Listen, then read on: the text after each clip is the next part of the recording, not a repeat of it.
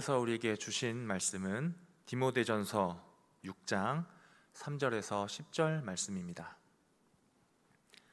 제가 보는 성경으로 신약성경 340쪽에 있습니다.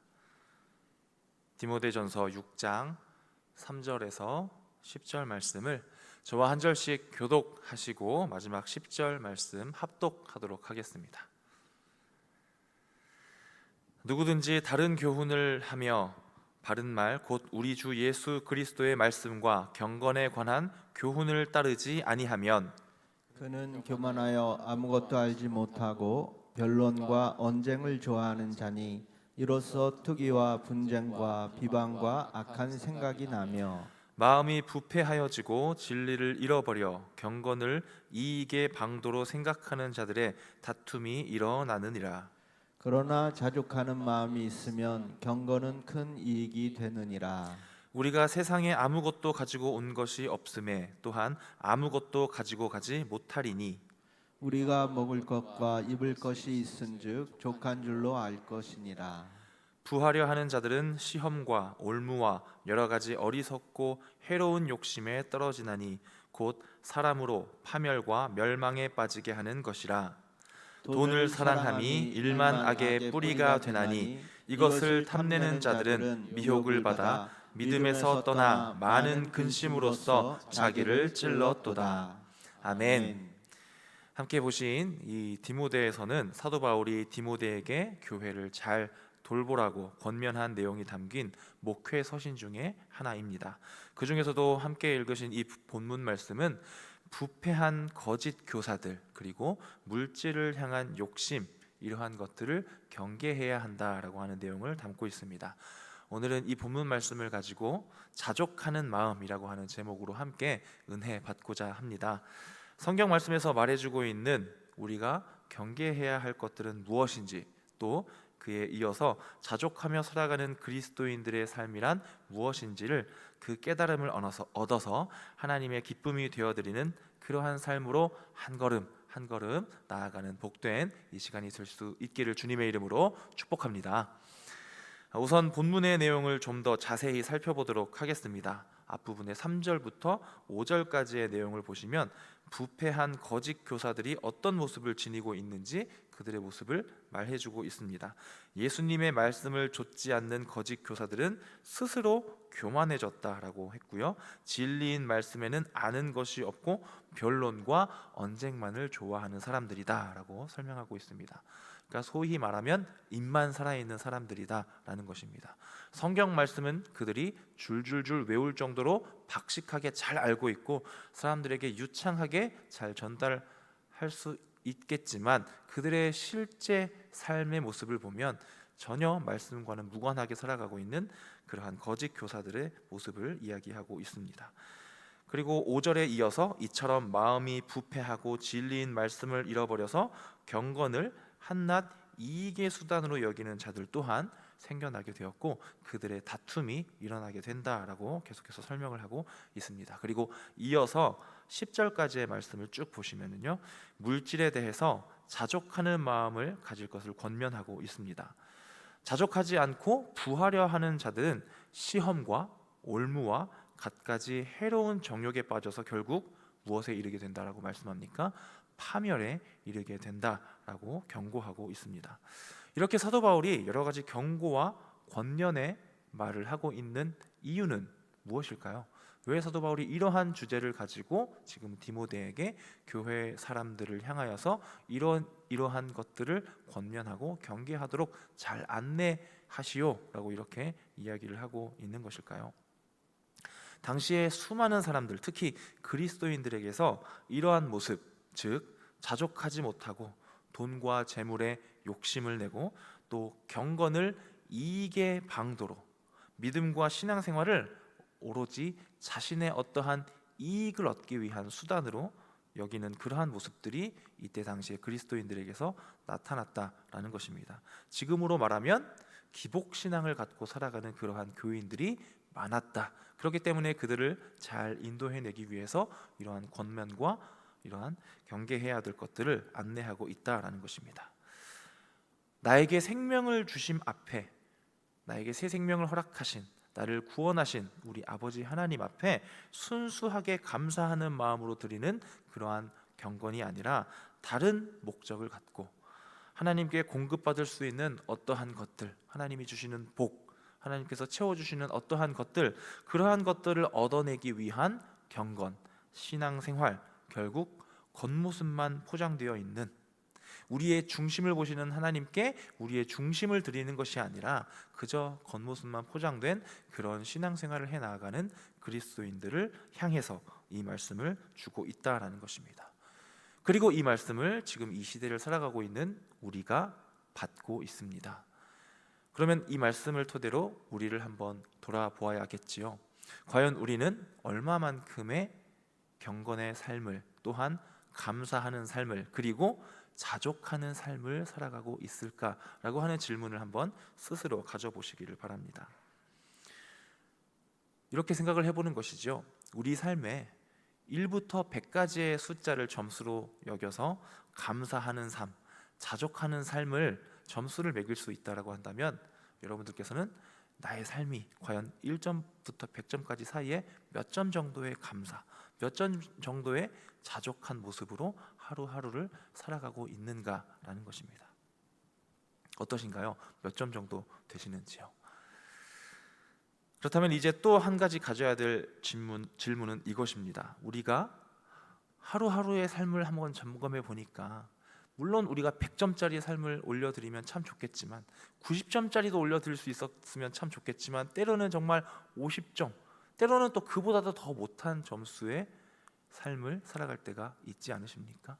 그렇게 우리가 감사한 삶, 그리고 자족하는 삶을 기꺼이 하나님 앞에 드려야 하는데, 그렇게 살아드려야 하는데 왜 우리는 그렇게 살아내지 못하고 있을까요?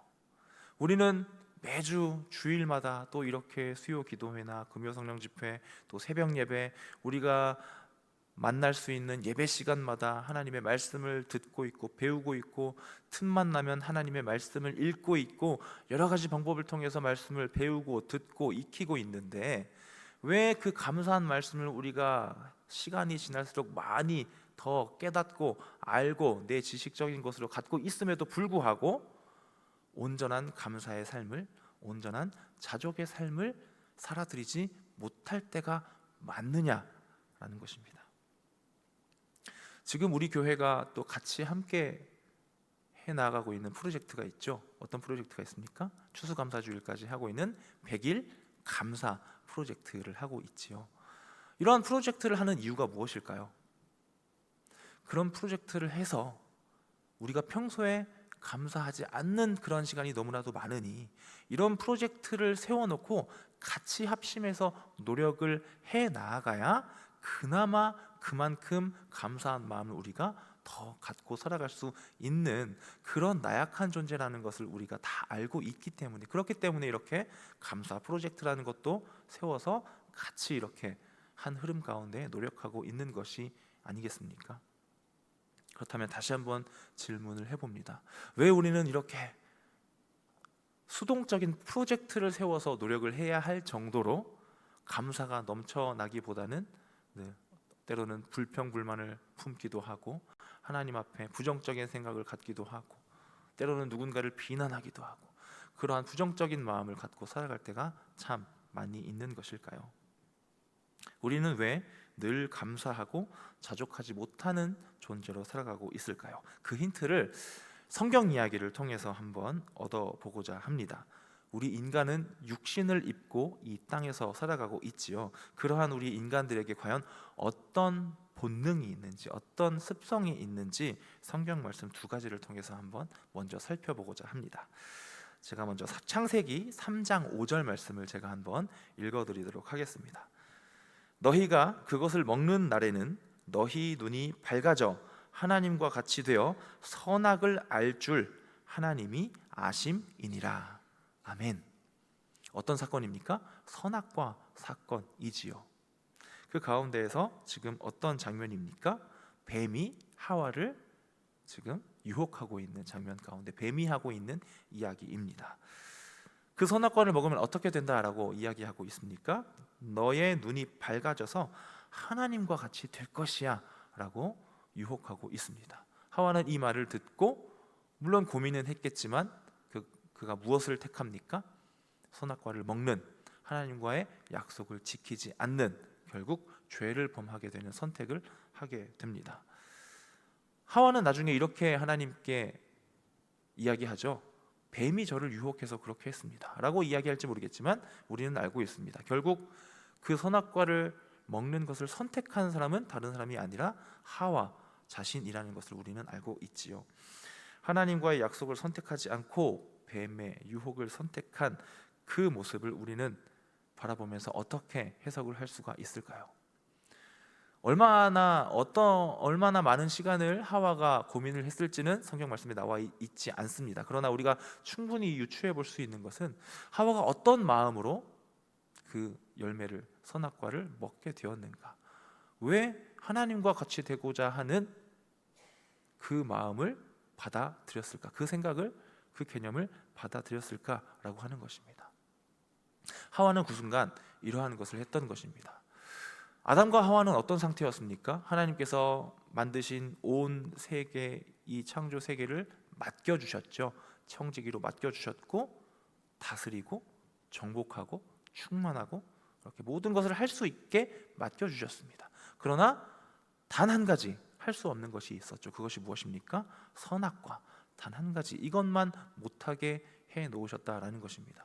그렇다면 그들에게 이 선악과만 없으면 모든 것이 다 내 것이고 내 마음대로 할 수 있고 그러한 세상, 그러한 환경, 그러한 상황이라면 아담과 하와도 마치 어떤 존재인 겁니까? 신과 같은 존재인 것이지요. 그런데 이 선악과가 있으니, 이것을 내가 취하지 못하니 나는 하나님보다는 역시 못한 존재구나. 하나님은 전지전능하시고 못할 것이 없으시고 모든 것이 하나님의 소유인데 우리는 저 선악과를 소유하지 못했으니 우리는 하나님과 비교했을 때 나는 못한 존재구나. 나도 저 선악과를 먹으면 하나님과 같이 될 수 있다니, 그러면 하나님과의 그 거리를 좁힐 수 있겠구나 라고 하는 어처구니 없게도 정말 감히 하나님과 본인들을 비교해서 그 비교의식 가운데 나도 그렇다면 이제 하나님처럼 되어보자 라는 생각으로 선악과를 먹게 되었다라는 것입니다. 비교의식이라고 하는 단어가 지금 나타났습니다. 두 번째 사건을 한번 바라봅니다. 첫 번째가 인류 최초의 죄를 지었던 사건이었다면 두 번째 사건은 역시 창세기에 나와 있는 인류 최초의 살인 사건입니다. 제가 창세기 4장 4절에서 5절 말씀을 한번 읽어드리겠습니다. 아벨은 자기도 양의 첫 새끼와 그 기름으로 드렸더니 여호와께서 아벨과 그의 제물은 받으셨으나 가인과 그의 제물은 받지 아니하신지라 가인이 몹시 분하여 안색이 변하니. 아멘. 가인이 아벨을 죽인 이유가 무엇이었습니까? 내 아우에, 내가 형인데 감히 아우인 주제에 너의 제사를 하나님께서 더 기뻐 받으셨단 말이냐 라고 하는 그러한 생각으로 지금 가인이 무엇을 하고 있는 겁니까? 역시 마찬가지로 동생과 본인을 비교하고 있습니다. 제사를 드렸으면 우리는 어떻게 생각을 해야 합니까? 아우의 제사를 하나님이 어떻게 받으셨든 그것은 중요하지 않습니다. 중요한 것은 무엇입니까? 내가 하나님께 나의 것으로 제사를 드렸다라고 하는 것 그 자체가 참 감사한 일이고, 제사를 드렸으니 내가 드린 만큼 받으신 하나님께 또 감사를 드리면 되는 것이고, 그것으로 끝났어야 하는데 지금 가인은 동생인 아우인 아벨의 제사와 본인의 제사를 비교하고 있다라는 것입니다.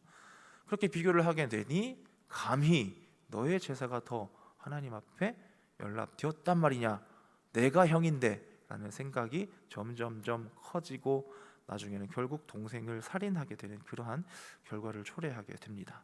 이와 같이 인간에게 일어난 최초의 사건 두 가지, 최초의 죄를 범한 것, 최초의 살인을 범한 그런 사건 두 가지를 통해서 인간의 습성이 무엇인지를 함께 살펴보았습니다. 공통적으로 나오는 단어가 있었죠. 무엇이었습니까? 비교의식입니다. 우리는 자꾸 다른 누군가와 나를 비교하려고 듭니다. 어떤 분이 이런 말을 했습니다. 인간이 행복과 불행을 느끼는 그 기준이 어떠한 우리 눈앞에 보이는 환경이 아니라 다른 누군가가 공존하기 때문이다라고 표현을 했습니다. 이게 무슨 말이냐면 이 세상에 만약에 나 혼자밖에 없다면, 다른 사람이 아무도 없고 나 혼자만 살아간다면 비교할 대상이 있습니까? 없습니까? 없으니까 내가 더 행복하구나, 아니면 내가 비교적 불행하구나라는 그 생각조차 가질 수 없을 거라는 얘기입니다.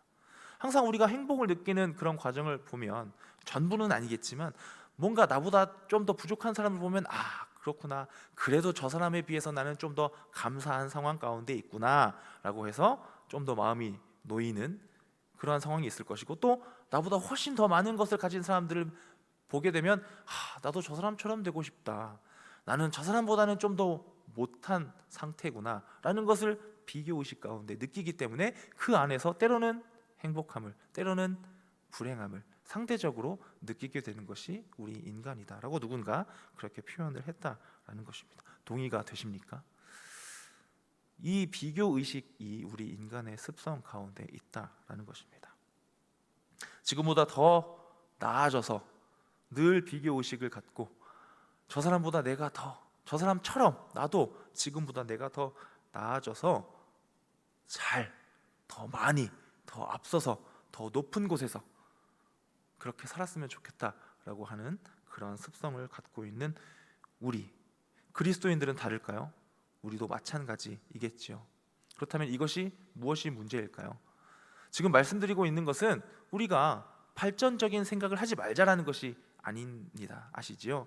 더 발전을 하기 위해서 노력하고 추구하는 것, 그것 자체가 잘못됐다라는 것이 아니라, 우리 그리스도인들에게 있어서 뭔가 발전해 나아가는 것, 뭔가를 더 많이 얻는 것, 그것이 우리 인생의 궁극적인 목적이 되어서는 안 된다라는 것입니다. 그렇다면 무엇이 궁극적인 목적이어야 합니까? 그것들을 얻어내고 더 발전해내고 더 취해내서 그것들을 가지고 무엇을 해야 합니까? 하나님의 영광을 위해서 살아드리는 것, 그것이 우리의 궁극적인 최종 목적이어야 하는데, 거기까지 나아가지 않고 그저 더 많이, 더 좋은 것, 더 높은 것, 더 앞서는 것, 그것이 그냥 최종 목적이 되어버려서 살아간다면 우리는 그리스도인들이 아니라 그냥 세상 사람들과 별다를 바 없는 그러한 삶이 될 것이다 라는 것이죠.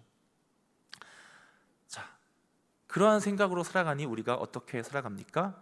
그저 우리의 목적인 하나님의 영광이 아니라 그냥 이 땅 가운데에서 잘 먹고 잘 사는 것, 풍족하게 살아가는 것이 목적이 되다 보니 어느새 감사가 사라지고 어느새 자족한 마음이 우리 안에서 사라져버리게 되더라라는 것입니다. 자, 이렇게 온전히 감사를 드리지 못하고 살아가게 되는 우리 인간의 습성, 또 우리의 욕망을 갖고 있는 그러한 모습을 떠올렸다면, 다시금 이제 본문으로 돌아와서요, 과연 그럼 사도 바울이 말하고 있는 우리가 자족하는 마음을 가질 수 있는, 또 감사하며 살아갈 수 있게 하는 그러한 방법이 과연 무엇일지 한번 그 답을 본문을 통해서 살펴보도록 하겠습니다. 제가 설교를 시작하면서 오늘 함께 읽은 본문을 크게 두 단락으로 나눠서 설명을 해드렸죠. 첫 번째는 거짓 교사들을 경계하여라. 그리고 그런 거짓 교사들처럼 하나님의 말씀, 우리 예수님의 말씀, 그것을 멀리하여서 내 이익을 위해서 경건 생활을 하는 그러한 것들을 경계해라 라고 하는 것이 첫 번째였고, 두 번째는 자족하는 마음을 가져야 한다 라고 하는 것을 두 가지 단락으로 나눠서 설명을 드렸습니다. 일단 앞부분은 조금 있다가 나중에 설명을 하기로 하고요, 뒷부분에 나와 있는 자족하는 마음을 갖는다라는 것이 무엇인지 한번 살펴보도록 하겠습니다. 오늘 본문 6절 말씀을 이 시간 다 같이 한 목소리로 읽어보도록 하겠습니다. 시작. 그러나 자족하는 마음이 있으면 경건은 큰 이익이 되느니라. 아멘. 이 시간 함께 은혜 받고 있는 이 설교의 제목이 무엇이었습니까? 자족하는 마음. 제목에도 나와 있고 오늘 설교의 전체 중에 가장 핵심 포인트 단어이기도 합니다. 자족이라고 하는 단어 어떤 뜻입니까? 그냥 글자 그대로 사전적인 의미를 본다면 스스로 모든 것이 넉넉하여 부족함이 없는 상태, 그것이 자족이라고 하는 단어의 사전적인 의미입니다. 하지만 이 단어를 우리의 실제 삶으로 한번 가져와 봅니다. 자족함이 가능해 보이십니까? 스스로 모든 것이 넉넉하여 부족함이 없는 상태, 그것을 바라보고 그것을 통해서 참 나는 만족스럽구나 라고 생각하는 것이 자족이라는 것입니다. 우리의 실제 삶을 한번 둘러보십시오. 자족이 가능하십니까? 어렵지 않으십니까? 우리 그리스도인들만 봐도 모두가 다 부자인 것도 아닌 것 같고요, 모든 분들이 다 건강한 것 같지도 않습니다. 모든 분들의 자녀들이 다 탄탄대로 다 합격하고 다 좋은 곳에 취직하고 다 잘 나가고 명성이 있고 다 그런 것만은 아닌 것 같습니다. 누가 봐도 정말 부족함이 하나도 없구나 싶은 그러한 삶으로 살아가시는 분들이 얼마나 될까요? 우리의 실제 삶을 돌아보니 과연 우리가 자족이 가능한 존재인가 싶을 정도로 보이기도 합니다. 자족이라고 하는 것이 과연 어떻게 가능한 것일까요? 6절 말씀에 나와 있는 이 자족하는 마음이라고 하는 이 표현이 있는데요, 이 표현을 이 헬라어 원문으로 한번 찾아보니까 이런 단어가 나옵니다. 아우타르케이아스라고 하는 단어로 나오는데요, 이 단어의 원뜻을 한번 찾아보니까 이런 뜻이 나옵니다. 환경을 초월한 만족이다 라고 그렇게 나오고 있습니다. 무엇을 초월했다고요? 환경을 초월한 만족, 그것이 오늘 우리가 읽고 있는 자족하는 마음으로 번역이 되어 있다라는 것입니다. 어떻게 환경을 초월할 수 있을까요? 우리 인간, 혹시 여기 계신 분들 중에 환경을 초월하실 수 있는 분이 혹시 계십니까? 환경이라고 한다면 여러 가지가 다 포함이 되겠지요. 모든 환경을 스스로 초월하실 수 있는 그런 엄청난 능력을 갖고 계신 분이 혹시 이 자리에 계시는지요? 아마 우리 인간 중에는 아무도 없을 것입니다. 그렇다면 우리가 생각해내야겠죠. 어떻게 환경을 초월한 만족, 감사를 얻을 수 있을까요? 그러면 환경을 초월한 존재에게 우리가 붙어 있으면 되겠죠. 환경을 초월한 존재 누구입니까? 우리 아버지 하나님이시죠. 우리 아버지 하나님, 우리가 의지하고 우리 아버지 하나님께서 우리를 이끌어 주시고 도와주시고 함께 해주신다면 우리 또한 환경을 초월한 존재가 될 수 있다라는 것입니다. 그렇다면 이 만족은 이렇게 해석할 수가 있겠죠. 우리의 어떤 노력에 의한 결과물에서 오는 만족이 절대 아니라는 것입니다.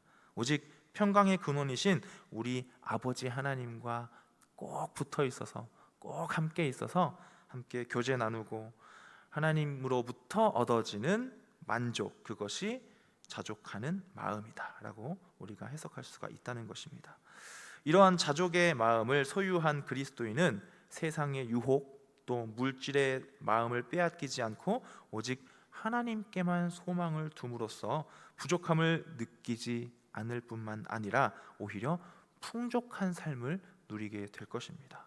우리 하나님을 더욱 의지해서 하나님의 자녀로, 백성으로, 피조물로 합당한 삶을 살아드리는 우리가 될 수 있다라는 것이죠.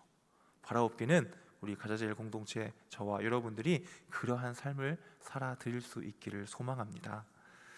다음으로 오늘 본문 맨 앞절 3절 말씀을 이제 거꾸로 한번 돌아가 보도록 하겠습니다. 오늘 3절 말씀 같이 또 합독하도록 하겠습니다. 시작. 누구든지 다른 교훈을 하며 바른 말 곧 우리 주 예수 그리스도의 말씀과 경건에 관한 교훈을 따르지 아니하면. 아멘. 오늘 설교의 제목과 또 오늘 설교 전체적인 우리가 깨달아야 하는 목적이 자족하는 감사였다라고 한다면 그 자족을 가능케 하는 방법, 그 방법이 바로 오늘 3절 말씀에 나와 있습니다. 그래서 지금 3절 맨 앞에 나와 있는 말씀이지만 지금 다루고 있는 것인데요, 과연 방법이 무엇입니까? 3절 이하의 모든 내용으로 이어지는 거짓 교사들과 자족하지 못하고 욕심을 갖고 죄를 짓는 모든 일들의 원인이 무엇이라고 얘기합니까? 예수 그리스도의 말씀과 경건에 관한 교훈을 따르지 않는 일, 따르지 않기 때문에 지금 이런 결과들이 일어나고 또 이어서 이렇게 되고 저렇게 되고 결국 자족하지도 못하는 그런 수준에 이르게 된다라고 말씀하고 있는 것이죠. 그렇다면 어떻게 하는 것이 그러한 일들이 일어나지 않는 것일까요? 정말 단순하게 뒤집어서 생각하면 되겠죠. 예수 그리스도의 말씀과 경건에 관한 교훈을 잘 따르면 되는 것입니다. 다시 생각해 봅니다. 우리가 자족하는 것은 하나님과의 관계가 잘 형성되어져서 모든 것을 초월하실 수 있는 우리 전지전능하신 아버지 하나님과 함께하는 것이 우리가 자족하는 마음을 얻을 수 있는 것이라고 함께 나누었습니다. 그렇다면 우리가 말씀을 잘 알고 그대로 실천하고 사는 것이 하나님과 함께 할 수 있는 아주 좋은 방법이다라고 지금 안내를 해주고 있는 것입니다. 그렇다면 또 한 가지 숙제가 우리 앞에 기다리고 있습니다. 무엇이냐면 우리 성도님들께서는 아마 경험해 보셨을 것입니다. 하나님의 말씀을 우리가 매주 이렇게 매번 예배 때마다 또 여러 가지 방법으로 배우고 익히고 있는데 그대로 살려고 노력을 하면 하실수록 어떤 것을 느끼셨습니까? 혹시 말씀에 있는 모든 내용을 내가 시도해 볼 때마다 저는 모두 성공했습니다. 말씀 그대로 저는 다 순종해 드렸고 하나님 앞에 한 점 부끄럼 없이 당당하게 하나님 저는 100가지의 말씀을 배웠으면 100가지 다 실천해냈고 다 성공했습니다. 저 대단하죠? 라고 하나님께 이렇게 말씀드릴 수 있는 분이 혹시 계시는지요? 혹시 계십니까? 아마 감이 없을 거라고 저는 생각을 합니다. 오히려 어떤 경험을 하셨습니까? 말씀대로 살아보려고 노력하면 할수록 더 해보면 할수록 어떤 것을 느끼십니까? 그렇구나, 나는 도무지 하나님의 말씀대로 살아낼 수 없는 존재구나, 나는 그렇게 나약한 존재구나. 그러한 것들을 더 노력하면 할수록 더 깨달으신 경험이 없으신지요? 그래서 결국 그렇게 깨달음을 얻고 나면 내가 무엇을 해야 하는지 마지막으로 깨닫게 됩니다. 무엇을 깨닫게 됩니까? 하나님을 찾게 되지요. 제가 이렇게 나약합니다. 하나님, 오늘도 제가 실패했습니다. 제가 말씀을 아멘 아멘 하고 그렇게 은혜 가운데 잘 받았고 들었고 알게 되었고 깨닫게 되었고 인정도 했고 아멘으로 화답까지 했는데 그럼에도 불구하고 실제 저의 삶에 말씀을 하나도 적용하지 못하고 살아가는 제가 오늘도 발견이 됩니다. 하나님 죄송합니다. 용서해 주시옵소서. 그리고 나를 붙들어 주시고 이끌어 주시옵소서. 그 말씀대로 실천할 수 있는 내가 될 수 있게 하나님 나를 도와주시옵소서. 그렇게 하나님을 찾게 되는 것이 우리의 가장 나중에 나오는 반응이 되겠지요. 이것이 오늘 말씀 3절에 특히 나와 있는 감사할 수 있는 또 자족의 마음을 가질 수 있는 방법, 그 말씀을 따를 수 있는 방법이다라는 것입니다. 그렇게 했을 때 어떻게 됩니까? 아우타르 케이아스, 모든 것을 초월한 하나님과 함께하는 자족하는 마음을 얻을 수 있는 방법이라는 것입니다. 여러분들 아마 이런 표현 들어보셨을 겁니다. 아무리 좋은 집이 있고 좋은 차를 타고 마치 지상낙원 같은 곳에서 내가 그러한 환경 가운데서 살아가고 있더라도 정작 내 마음속이 지옥과 같은 상태라면 그 환경이 아무리 좋은들 아무 소용이 없을 것이다. 결국 그 사람은 불행한 사람이다 라는 이런 비슷한 표현 아마 많이 들어보셨을 겁니다.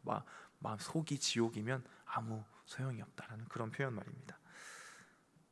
사랑하는 우리 성도님들은 날마다의 삶에 우리 마음이 정말로 천국에 있는 그러한 삶이 될 수 있기를 소망합니다. 어떻게요? 비록 내 눈앞에 펼쳐져 있는 여러 가지 상황, 환경, 여건, 내가 맞닥뜨린 사건, 사고들, 그리고 내가 해야 하는 여러 가지 일들이 아무리 힘들고 어렵더라도 비록 우리 앞에 나에게 주어져 있는 것들은 어려워 보일지라도 우리의 마음만은 어떻게 해요? 나는 할 수 없으니 모든 것을 초월하신 그리고 나를 사랑하시는, 끝까지 나를 포기하지 않으시고 끝까지 나와 함께 하고 계실 우리 아버지 하나님과 함께하니 나는 감사합니다. 하나님만 의지합니다. 오늘도 나와 함께 하실, 나를 통해서 역사하실, 일하실 하나님을 기대하고 소망합니다.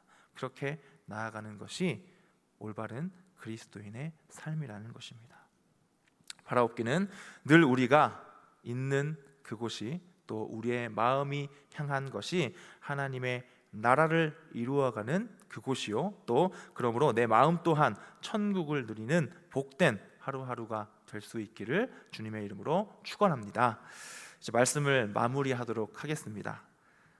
저는 이 설교를 준비하면서 이 한 문장으로 이 설교 전체 내용을 한번 이렇게 정리를 해보려고 합니다. 한번 들어보시겠습니까? 충분해서 충분한 것이 아니라 충분하니까 충분합니다 라고 이렇게 한번 정의를 내려보겠습니다. 다시 한번 들려드릴게요.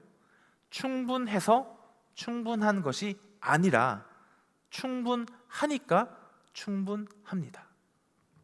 어떠신가요? 좀 이상하지 않으십니까? 말장난 같기도 하고 무슨 넌센스인가 싶기도 하고, 두 덩어리로 나눠볼 수가 있죠. 충분해서 충분하지 않습니다 라고 하는 것은 무엇입니까?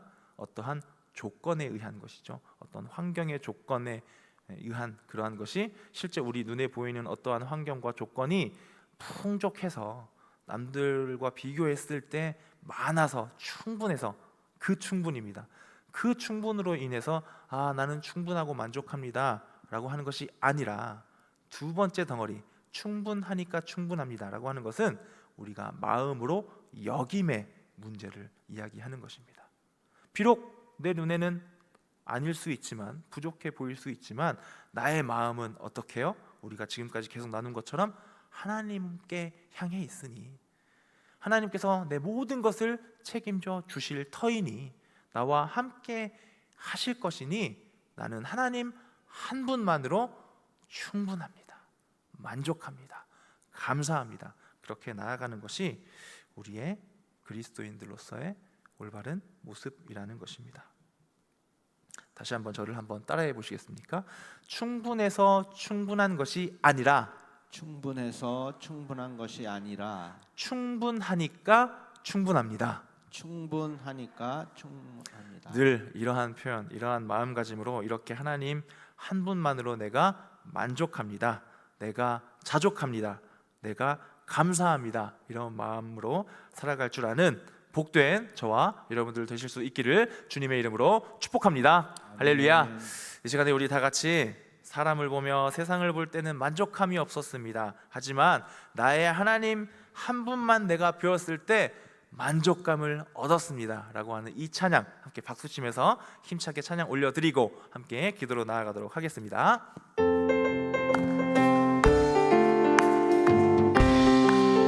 찬양할까요? 사람을 보며 세상을 볼 때 만족함이 없었네. 나의 하나님 그분을 볼 때 나는 만족함. 저기 빛나는 태양을 보라. 또 저기 서 있는 산을 보아라. 천지이신 우리 여호와 나를 사랑하시니, 나의 하나님 한 분만으로 나는 만족. 처음부터 사람을 보며 세상을 볼 때 만족함이 없었네. 나의 하나님 그분을 볼 때 나는 만족함. 동남풍아 불어라, 동남풍아 불어라, 서북풍아 불어라. 가시밭에 백합과 예수 향기 날리니 할렐루야 아멘. 가시밭에 백합과 예수 향기 날리니 할렐루야 할렐루야 아멘. 할렐루야. 한 번 더 할렐루야 할렐루야 아멘. 할렐루야. 정말로 그러십니까? 정말로 하나님 한 분만으로 만족하십니까? 이 시간에 우리 다 같이 기도하실 때에 오늘 주신 말씀 붙잡고, 하나님 정말 하나님 한 분만으로 감사하고 만족하고 자족하는 내가 될 수 있게 해달라고, 그러한 삶을 살아가게 해달라고 이 시간 주님의 이름 한번 크게 부르짖고 함께 기도로 나아갑시다. 주여, 주님 이 시간 우리에게 말씀하여 주시니 참으로 감사합니다. 하나님, 세상 가운데 이 육신을 입고 살아가면서 하나님 앞에 감사를 온전히 올려드리지 못하고 살아가는 나의 모습이 너무나도 많았음을, 그러한 순간들이, 그러한 시간들이 너무나도 많았음을 이 시간 고백하오니 하나님, 나를 붙들어 주시옵소서. 나는 나약합니다. 연약합니다. 늘 하나님의 말씀을 배워서 알고 익히고 깨닫고 인정했음에도 불구하고 그 말씀을 저버리고 살아가는 내가 너무나도 많았으니 하나님, 나를 붙들어 주셔서 날마다 의지를 들여서 하나님과 함께하는 삶이 되기 위해서 노력하며 살아가는 내가 될 수 있도록 아버지 나를 인도하여 주시옵소서. 주님의 손길을 구합니다. 성령 하나님, 말씀을 잘 간직할 수 있도록 인도하여 주시옵소서. 늘 우리와 함께 하시며 큰 은혜를 더하여 주시는 아버지 하나님, 오늘 말씀 주시니 참 감사합니다. 나의 삶 가운데에 감사를 잃어버리고 자족하는 마음을 갖지 않았던 나의 삶을 돌아봅니다. 이제부터라도 더욱더 말씀을 붙잡고 나와 함께 하시는 하나님만 바라보며 감사함으로 자족하는 마음을 갖고 복된 그리스도인으로서 살아갈 수 있도록 인도하여 주시옵소서. 감사드리며 모든 말씀 예수님의 이름으로 기도드립니다. 아멘.